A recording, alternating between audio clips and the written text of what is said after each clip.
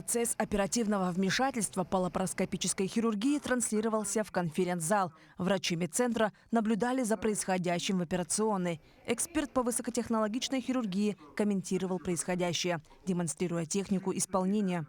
И то, что мы планировали изначально, ребята, к сожалению, в этой ситуации не подходят. Пациент с посттравматической релаксацией купола диафрагмы. Нарушена функция дыхания за счет перенесенной 6 лет назад травмы. Уникальность операции – вмешательство происходит через несколько проколов на брюшной стенке. Опыта по стране таких операций не очень много. В любой достаточно штучные ситуации. И каждый пациент с такой патологией, он уникален. То есть в данной ситуации будет целесообразно коллегам обратить внимание на какие-то нюансы, на какие-то ноу-хау, на какую-то хирургическую технику, может быть, особенности прошивания, особенности формирования узлов, особенности завязывания их.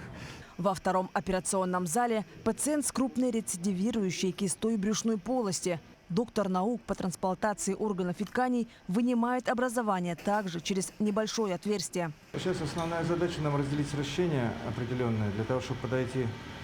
Но при этом не нужно все, только те, которые будут нам мешать работать. Не делается большой разрез и травматичный разрез для того, чтобы осуществить удаление этого кистозного образования. Пациенты, которым требуется высокотехнологичная операция, могут лечиться здесь, по месту жительства. Для этого есть все возможности. И меньше срок ожидания, когда они, допустим, едут в какие-то ведущие центры Москвы или Санкт-Петербурга.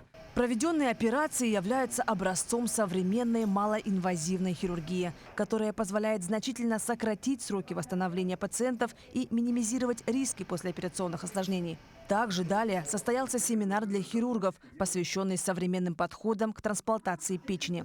В медцентре ежегодно проводится более 200 трансплантаций печени.